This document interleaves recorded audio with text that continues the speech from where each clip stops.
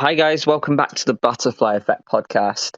My name's Liam, and as always, we are doing our final chapter today of The Last Stop. So, as always, I'm joined by Jack. Hello. And Jack has just finished his game for the first time today, I believe. So, really generic question as always, Jack. What did you think of the game in the final chapter? I did like it. The change in environment was completely unexpected. But all the same, I thought that the presentation of it was brilliant. I like that it's such an alien world from like the hustle and bustle of London, where everything feels very sort of confined, and you've got tall buildings everywhere. Here it almost merges in with this sort of desert landscape on a different planet, because I thought it was going to be like the planet Mars, but it's clearly just sort of its own planet. But overall, yeah, I liked it, mate. Certainly nothing that I would challenge or be disappointed with.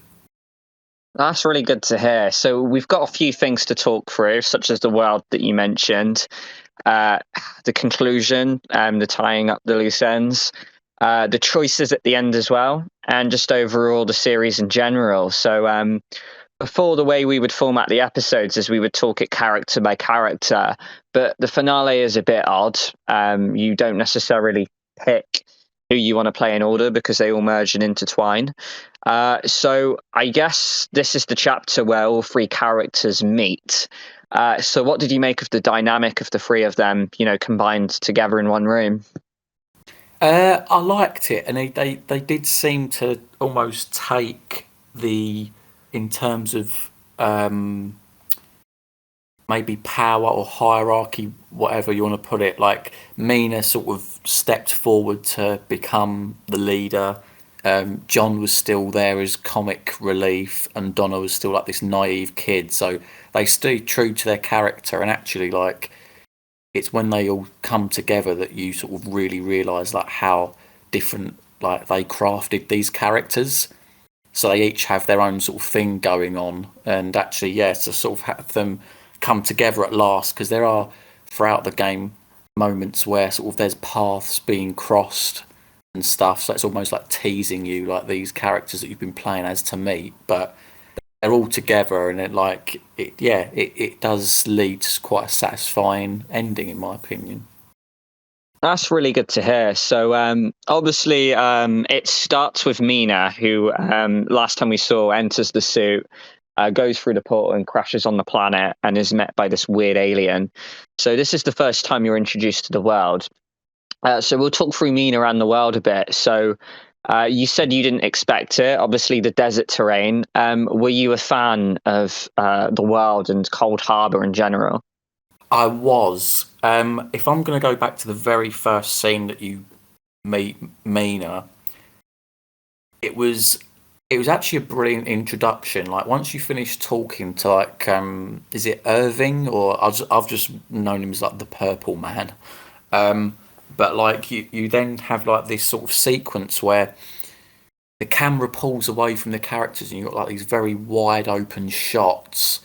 I think like the music's very good. It's like very dramatic. You can imagine it being like a TV series or even a movie, and it really just emphasizes the scale of this thing, and it makes Mina seem really small, and in turn it makes the mission seem that more sort of impossible. And obviously, like it's just sort of like a fun game. Like it wasn't going to be difficult or anything, but as far as like the effort goes to make it seem like it's like this big deal, I really liked it. And as I said before, you got sort of like this concrete jungle of London, and here it's sort of completely remote. You've got like these different sort of bird creatures flying in the sky. Especially with the opening as well, it reminded me of Doctor Who. Like, you know how like when Doctor Who starts and you got like the credits coming up and you're going through like the time vortex, very much like that in my opinion. And there's even like, whether this sort of inspiration or whether I'm just like making making the link myself. Obviously, as someone that has sort of seen Doctor Who before, there's even things throughout this episode that I'm like, I could imagine. Because for 6 chapters, we're very boxed into London, where the biggest change of environment we'll see, as we mentioned before, is just being in a hospital for the first time, or being in this like weird warehouse area with a swimming pool and a basement. But this time we completely leave London, and then there's this world where the sky's finally a different color. We've got this beautiful setting in Cold Harbour where you've got these weird hut houses, some of them within the mountains, some of them on the ground. One of my favorite parts as well is the big flower entrance, with the portal that John comes out of for the first time and that you eventually leave through. But also on top of that, the court, where you've got the big judge in the wall, and then you've got the various people around the outside where their faces switch. The whole concept is quite unique in itself, although bits of it might be inspired from various movies or TV shows. I really felt like this was its unique place. Like Cold Harbour wasn't a rip-off of anything else, because I was really scared that when they went through the portal, it was going to be a rip-off of maybe like Stranger Things, where it was identical to London, but almost like in an upside-down manner. But no, they really went through the effort to create their own world with its own like unique score, like you mentioned. And yeah, I thought the world was really captivating. Yeah, so I'm really happy with that one. Yeah, because I've got to admit, I suppose like when I first started playing, and as you're sort of going through the portal, I was expecting it to be more like a parallel world. I suppose it's like another Doctor Who reference, really. But yeah, sort of throughout London, especially like when you're playing as Mina, but there's so many times where you're walking in the rain and it's very sort of dark and grey. You come to this place and it's like a warm climate. It's sunny, it's bright. You've got like all these different sort of characters with like flamboyant clothing, like just that their whole anatomy's obviously different to humans. But it's interesting as well, like you refer into that sort of like Colosseum scene. That was probably my favourite bit. I love the idea of the statue with the hands held out. Obviously, like there's no pupils in the eyeballs. It's like sort of like these dead eyes. You've got the people sat around with the switching faces, like they're all rather sort of anonymous, and which gives it that edge for like when they're sort of talking about the sentencing.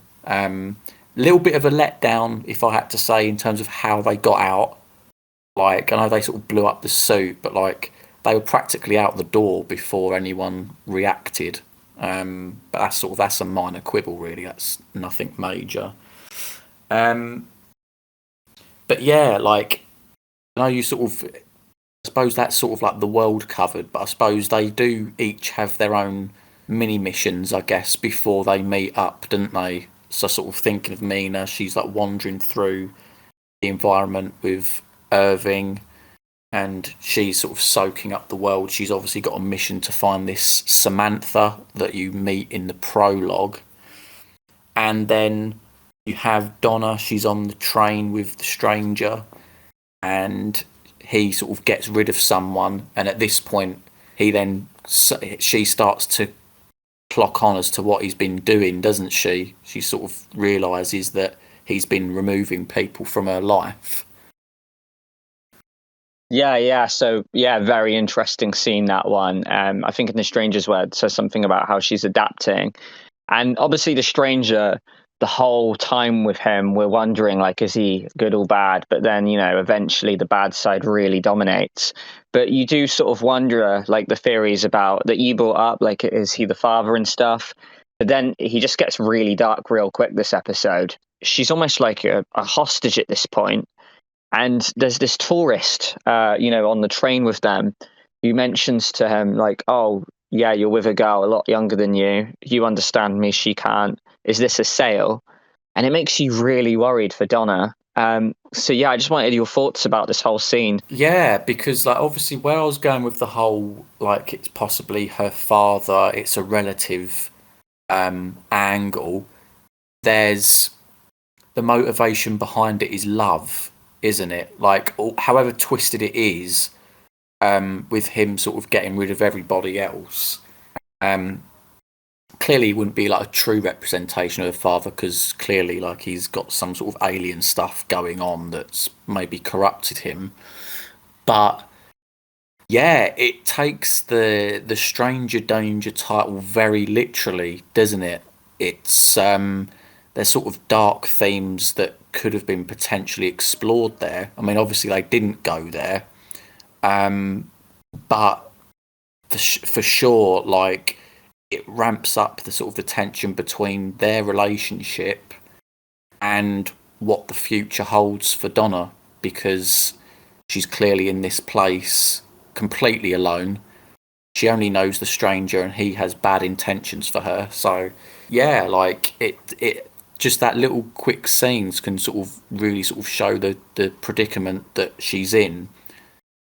But I suppose that follows up, doesn't it, with the scene where you then get Donna and Mina meet for the first time, and they dispatch of the stranger, or rather Donna dispatches of the stranger with a sword through the back. Was that something that you were happy with when you first played it?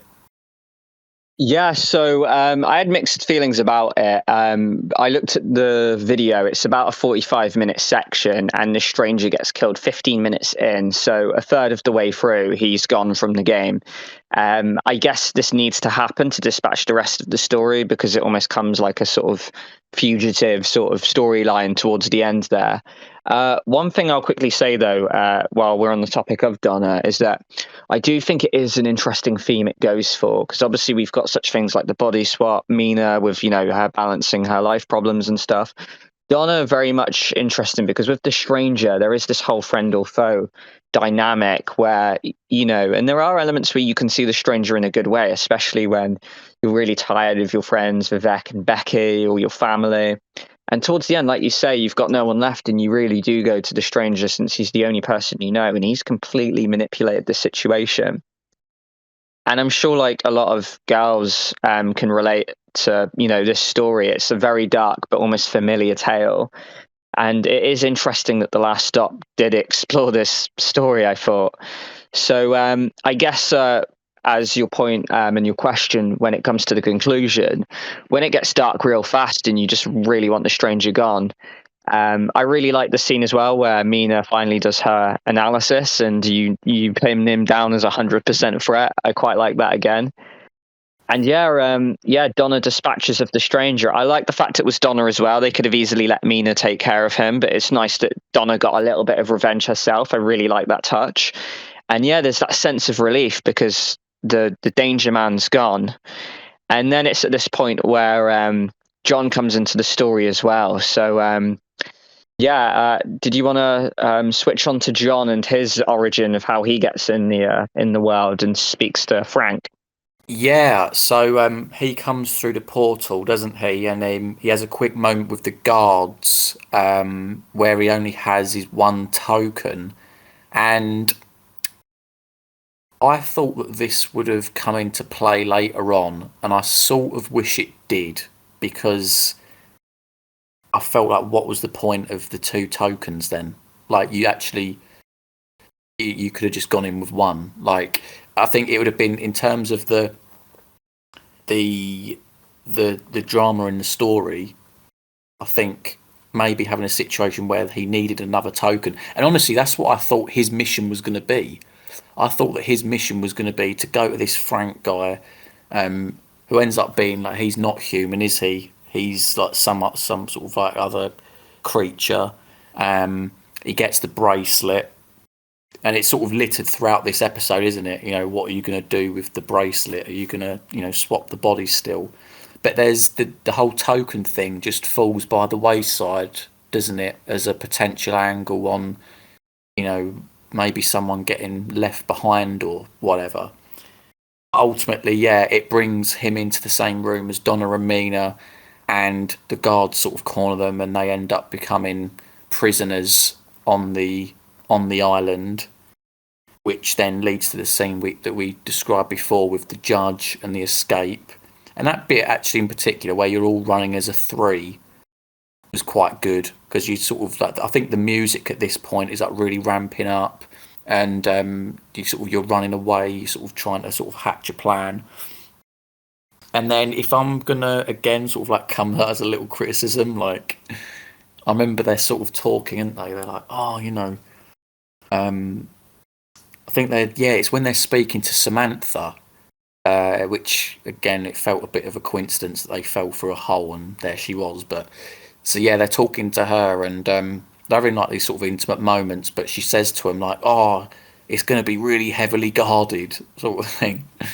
And it then cuts to the scene. It's like just two guards like two guards stood at the main entrance of like this portal thing, which does prompt a funny moment from John as well because he sort of like runs up the stairs and sort of like distracts them. I forgot what he says now.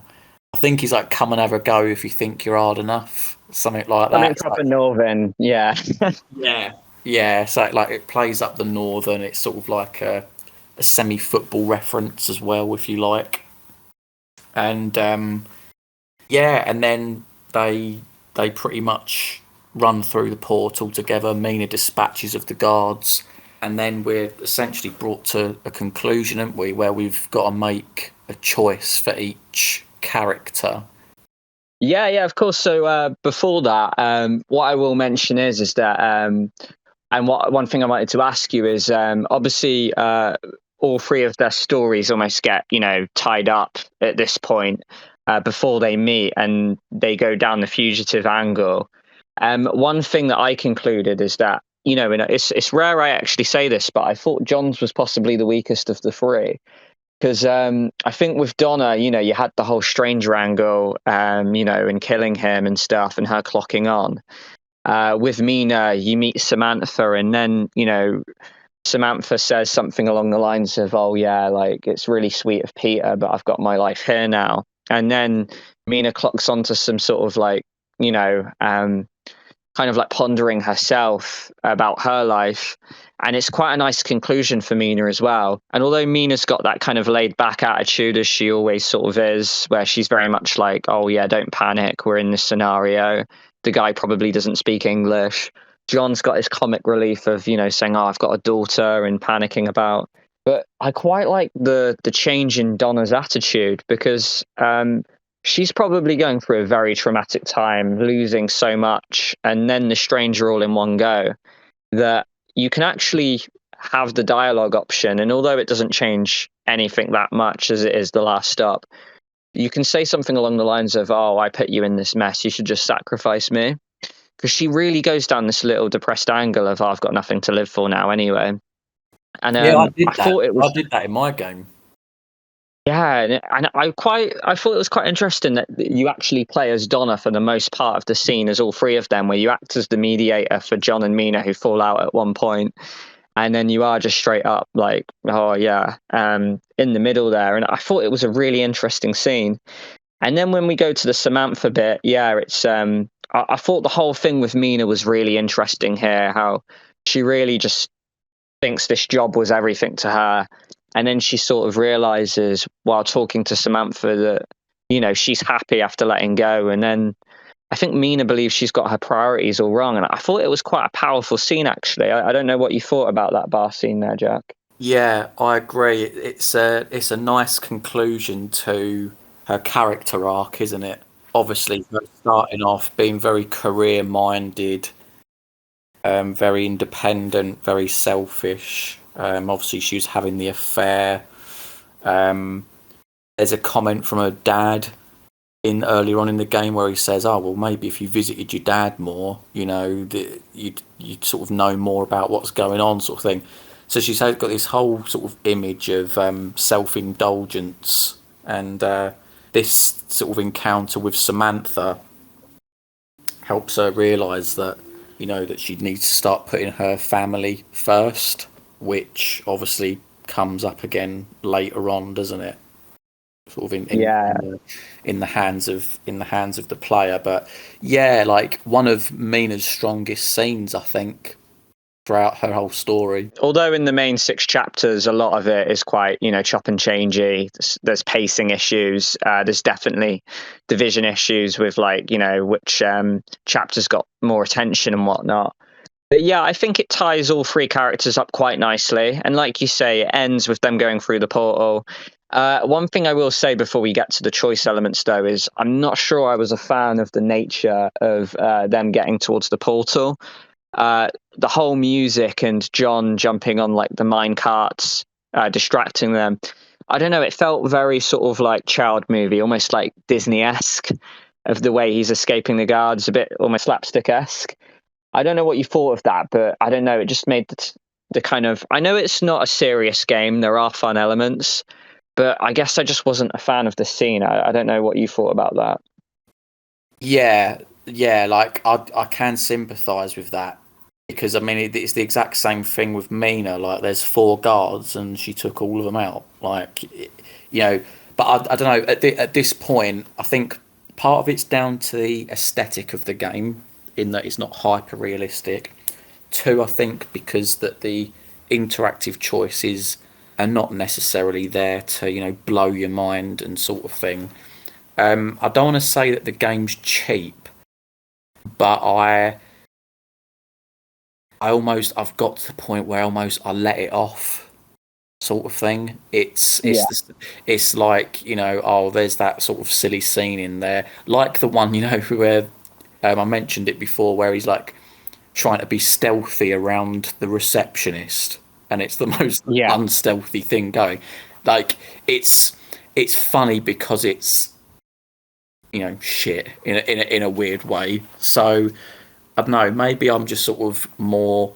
I was just sort of more laid back about it at this point. I did say though, obviously that they was like, oh, it's going to be heavily guarded, and then 2 of the guards are like easily distracted away, and then 4 of the guards Mina handles herself. So the sense of like conflict and jeopardy never really came to the fore. Which again, like if they explored that differently, you could have had a situation where if they used the whole token story, they could have had a token and it could have been a situation like, who do you give the token to? Do you give it to Donna, or do you give it to John, or do you give it to Mina? Like, I don't know. I feel like they could have gone somewhere there, especially, what you were saying about Donna, that there's no point, rescuing me because I've got nothing. You could be in a situation where the player's like, yeah, you know what? I won't rescue Donna because she's got nothing, so I'll just let her stay there. It could have put you in interesting situations, but I think ultimately they just wanted to sort of almost rush you back to those choices. Tell you what, yeah, like it made me think of something there. So you mentioned the tokens there and having to choose who goes back. I think it would have been a very interesting game. And obviously, this is us just fantasizing here because we want the game to be bigger than it is and more of like the butterfly effect, if you will.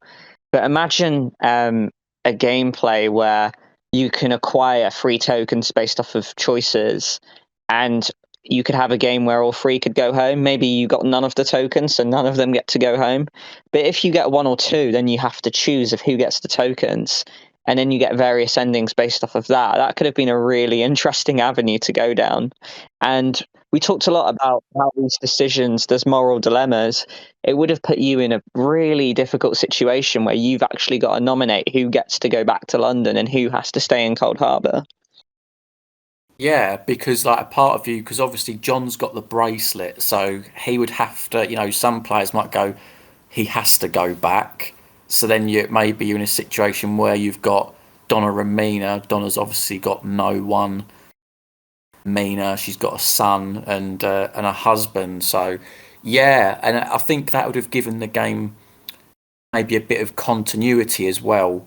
Like, because how I was saying before, like I'm that sort of person where I like clues to be drip fed throughout the game, so that when I go back, I can appreciate that this was sort of the plan from the get go in terms of the writing. And if they did that with the tokens, where like maybe at some point in each story, yeah, you can like find this token or whatever, that would have been important later on. So yeah, like that, it's a good idea, mate. especially because I think I would definitely give a token to John because there's someone's body that's at stake and you have a child. But with Mina and Donna, it's difficult because Donna's lost pretty much everything, but she's very young and she has a whole life ahead of her. While with Mina, you could almost argue, well, she's cheated. She's, like blown her like marriage up to the point that she's kind of ruined it for herself anyway. So you could argue for not giving Mina a token. But yeah, it would have been a very difficult and really brilliant ending to the story. Instead, we're left with, the 50-50 choice for both characters. Before we get there, let's just say, who would your token order be if it was our idea out of John, Donna, and Mina? Who would get tokens and in what order for you, Jack? I would have. Ooh. So you know what? Like, I mean, this would be like very harsh, but you could maybe exclude John because like he was OP enough to sort of drop the other token in the first place. But no, like I'd give one to John, and ooh, it's tough. It's tough. I'd probably give the other token to Mina. Okay. I'll probably give it to Mina. And the funny thing is that if we're gonna do like rankings for like our story preference as a whole, that's what my ranking would be.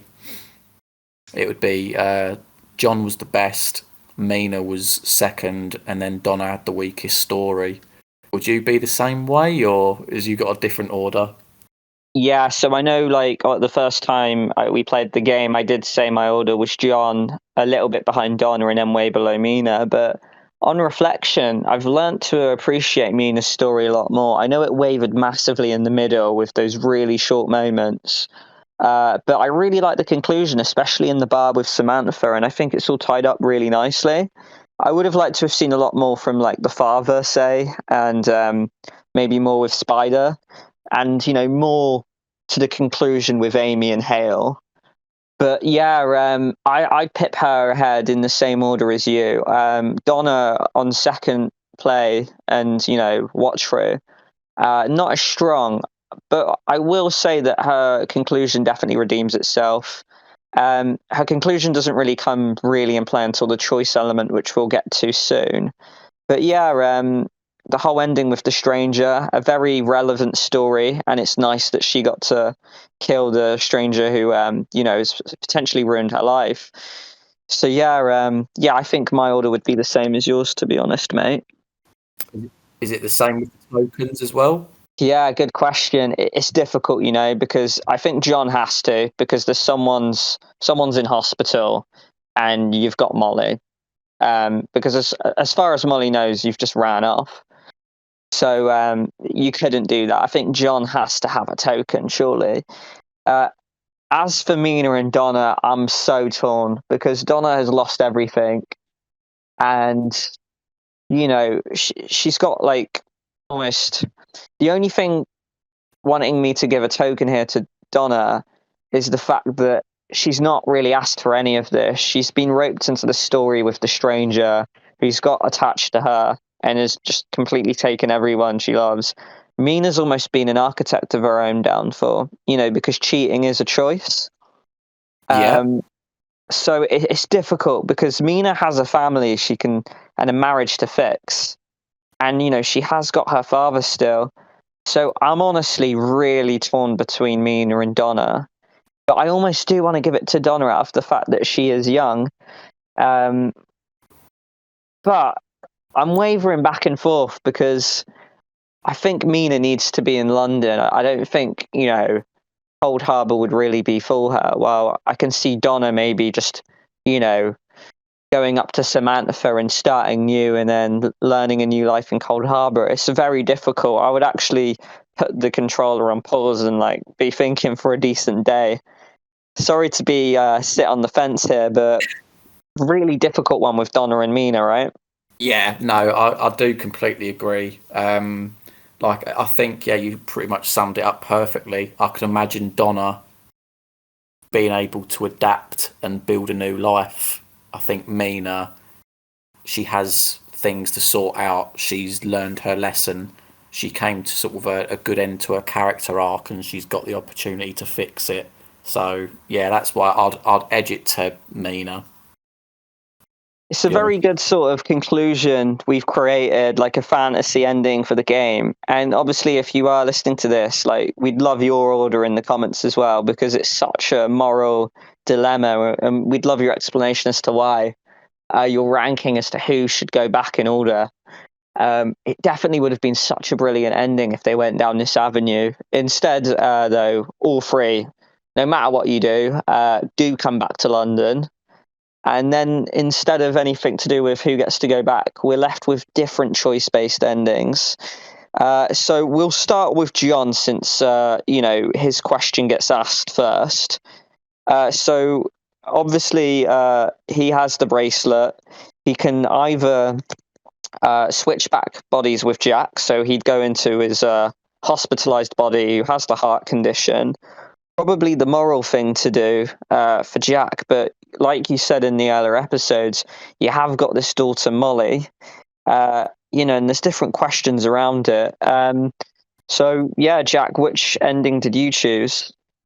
So I chose the moral one. I chose to switch back, and I suppose the reason was because this story has been so light and so humorous, and given the whole feel of the game, I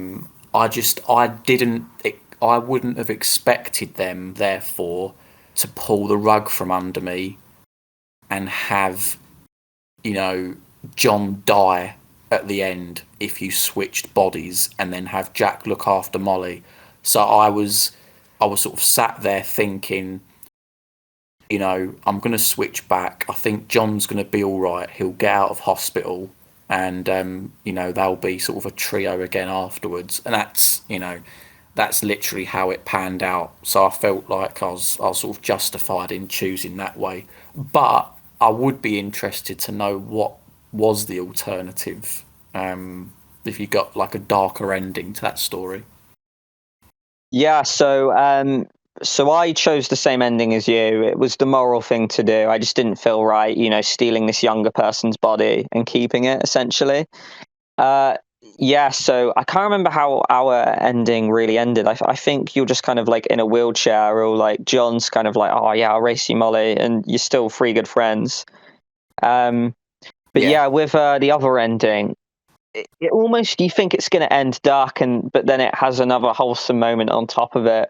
So you've got John in like bed, I think, resting, or Jack in John's body per se, and you kind of hide the bracelet in a drawer, and then you lock it away, and you kind of sheepishly look over like, oh God, have I done the right thing? Or you're hiding the secret. So it is a bit of a dark ending that you've actually just straight up stolen this person's body.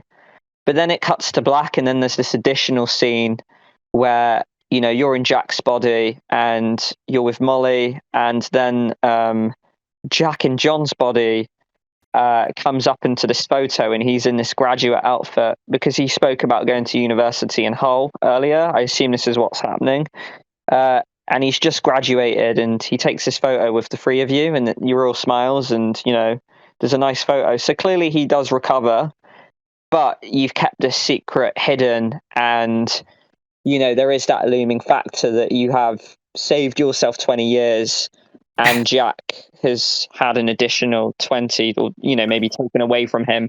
So it is like quite a bittersweet ending, I guess.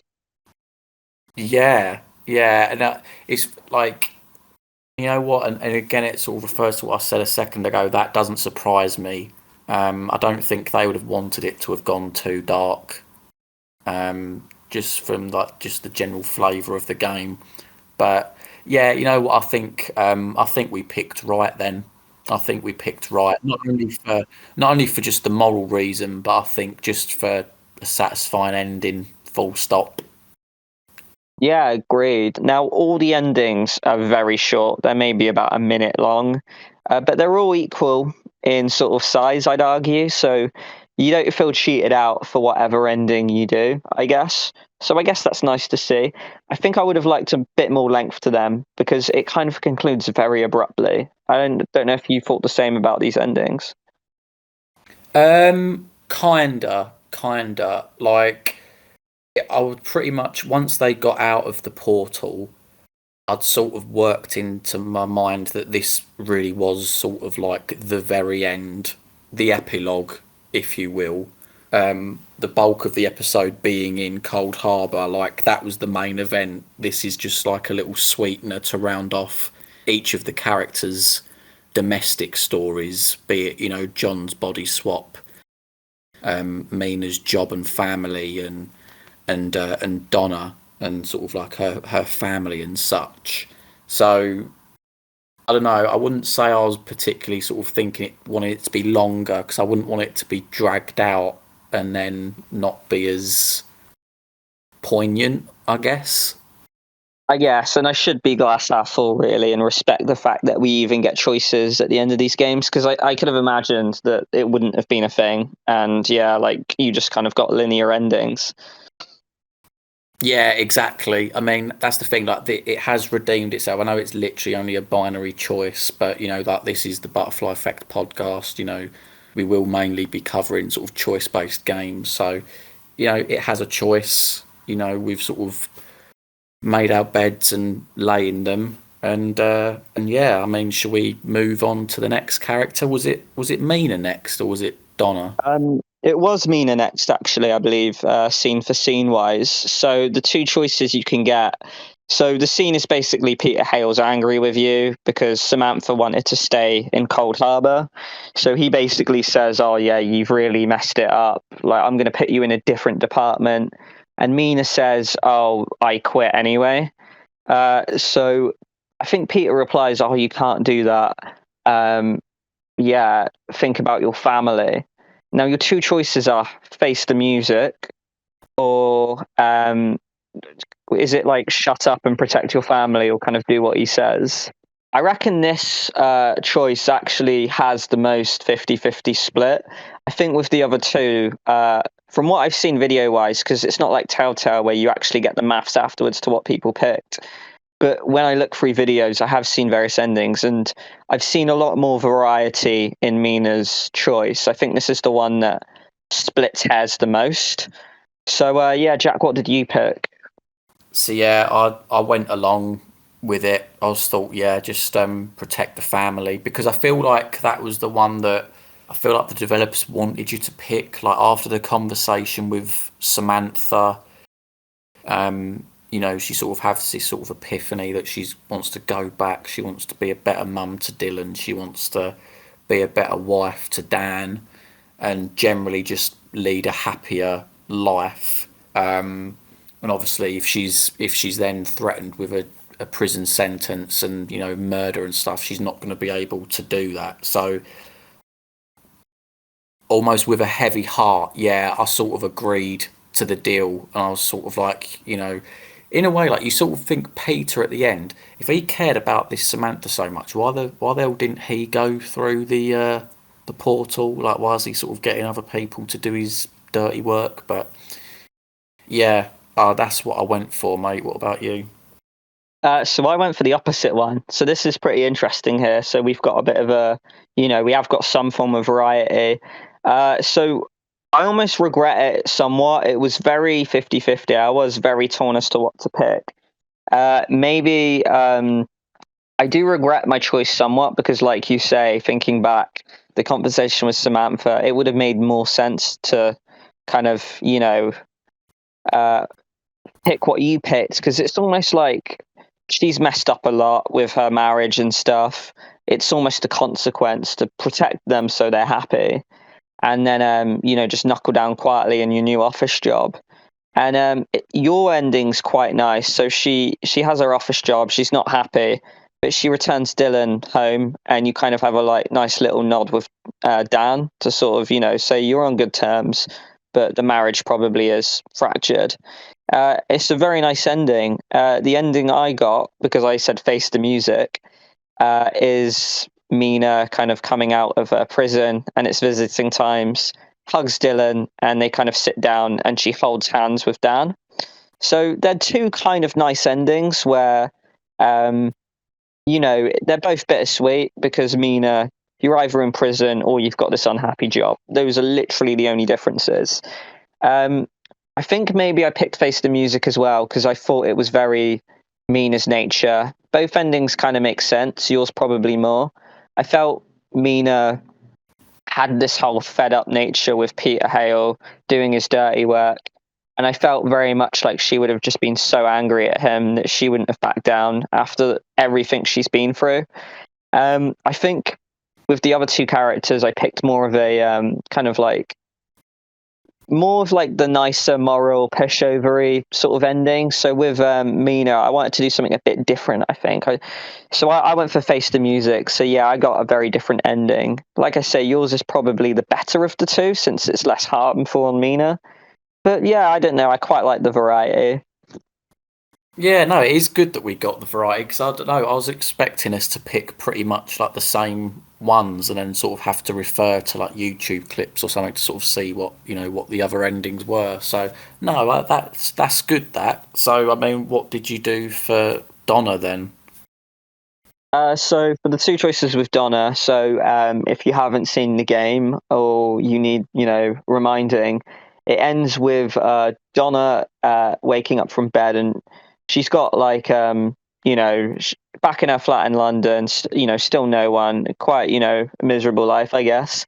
And the stranger in this green aura comes back and haunts you to say, oh, you've got a choice now. Either I bring everyone you want back, but once you die, you're mine forever, or I leave you alone. So yeah, quite another difficult moral one, right? Because if you think about it, if you're to, take his offer, because you'll live for like 50 years at most or something, I'm not sure, but then you're literally his forever. You can't die, and you're a slave for like all eternity. I still, though, took his offer up because the reason being, I thought from a moral point of view, the stranger has taken so many lives, that being Vivek, Becky, Ash, Emma, and the mother, Tamara, I think her name was. 5 people, and more so as well, maybe with like all the girls the stranger took back, who didn't ask for any of this. From a mathematical point of view, he's taken like 5+ lives there. And I wouldn't say it's Donna's fault, but I don't know. Just from a moral point of view, I just thought it made sense that they all had their lives back. You're back to normal, and you get a full house with your family. Sure, you're a slave afterwards, but I don't know. It's like Donna said, she's got nothing left, and she almost has nothing to lose. And I almost thought it made sense that I'd pick this ending rather than her just live her life kind of like alone, but then with no consequence. So yeah, what did you pick, Jack? I picked the exact same for the same reasoning. It just didn't seem fair to like all the other characters that they were taken and sort of wiped from existence. Obviously not, it's not like I wanted to condemn Donna to an eternity with the stranger afterwards, but when you was talking then, I was sort of sitting there, I was thinking like, this final choice, I mean, you kill the stranger and then he comes back. Yeah, for me, like, I don't know, maybe I think the whole having Donna stay in the other world, maybe like, how I would have ended it? If you wanted to have like a bittersweet ending in Donna's story, it would be that the stranger would offer her a choice of going back by herself and him not bother her anymore, or him stay with her in the world, but everyone else, is back into existence again. That way, you'd have a character that stays in the world. And I feel like, in terms of an ending, whether you say it's positive or negative, it's better than killing the stranger. Then he just randomly comes back and goes, "Oh yeah, so do you want him back and be with me, or do you not? Do you want to just be on your own?" But yeah, like in terms of the actual decision, I just agreed to the contract, and she has like almost like a little signature on the palm of her hand, doesn't she? just to sort of represent that, that is going to be the case. Yeah, so yeah, like you say, another better ending. It definitely would have made more sense if yeah, like you say, something along the lines of the stranger says, "Come back with me," and everyone you love like stays in the world, or I leave you alone and you're in this world alone. So it very much like very difficult for Donna, but yeah, uh, almost a little bit of a weak ending potentially compared to what they could have done. Um, John's was always simple. There was only one thing it was going to be: body swap or not body swap. Mina and Donna, you had a lot more flexibility of what the final choice was going to be. But I do sort of somewhat disagree with the Donna thing. Our token idea would have been way better anyway. But also, yeah, it felt a bit weird the stranger came back in the first place after presumed dead. Maybe it would have made more sense if he didn't actually get killed, he got injured or something, or knocked out. That might have made more sense if they were going to go for this ending. I'm unsure. So yeah, it's good we got the same ending on that one, because it is quite a nice ending in somewhat that you wake up from your bed, you see all your missing family members and Vivek there, for some reason hanging out your house. I don't know why, but yeah, like they're all just there, and you do generally feel really like heartwarmed that they're all back. Um, but then, yeah, like you say, you've got the mark on the hand, so it is that reminder. But you are warm to know that you've brought these people back, even though you have signed, a death warrant or, this horrible deal that you are going to have to live for eternity. But to me, like I said before, it just morally didn't make any sense to kind of sacrifice 5 people and love, for the sake of your life, and kind of what life anyway, where you're, by yourself and everyone you loved has literally been cut out. For your curiosity's sake, if you don't take the offer for the stranger and you ask him to leave you alone, it's quite a letdown ending, in my opinion, really, where she wakes up, empty flat, the flat which has been piled up in wilting flowers and mess everywhere. She basically cleans the house and it becomes clean over time, and it ends with her, I believe, with like sweeping, and then she's got a bit of the smile that goes on, I think. So yeah, just a bit of a nothing ending, really. I don't know what you make of that. Yeah, that doesn't sound that great. I think it's quite clear that you're there to agree to the conditions. And when you think about it, like even our endings, I'd say like John's is like the happiest, but they've all got a negative twinge to them. Like obviously in Donna's, it's the fact that yeah, like when she dies, she's going to be with the stranger for eternity. In Mina's, it's that she's still in an unhappy job, and ultimately her marriage has failed. Like she's not living with her husband and son anymore.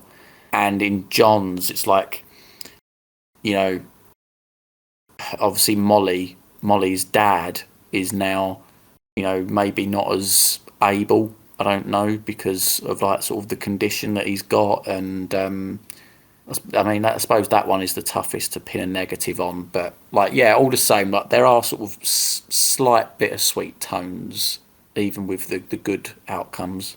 Yeah, so we picked 2 out of 3 of the same endings. Like I said, Mina's definitely has a lot more splitting hairs. I think a load of people do go down the moral roads of John and Donna. Mina, bit tougher to pick. I think the majority I saw went for the one that you picked. I think I went for the minority on that one. But yeah, so that is the end of Last Stop. Obviously, in the comments, let us know what you thought of the game, what endings you picked for that matter as well. Uh, you know, and you know why as well, because I quite like the moral and the philosophy angle of the game that it does pin at you. They are choices that are tough to make, in a flash. They are ones you really have to think about for a big part of it. But yeah, Jack, are you happy you played this game? Was it an enjoyable experience for you? It was, yeah, and I've been sort of thinking on this point for a while now, and in terms of like how I'd rate it overall. And what I would say is if you take this game in isolation, in terms of just the general experience, whether it's through the presentation, the writing, the choices, the stories themselves. I'd probably give this, and the gameplay as well, the quick time events. I'd probably give this maybe like sort of like a 6 out of 10. Having said that, if I was to put this in a league of all other video games, this would probably be like a 3. Which sounds really bad, but it's more the fact that when you look at Until Dawn and all these other games, LA Noire, your big your blockbuster games, they're like 9s and 10s out of 10.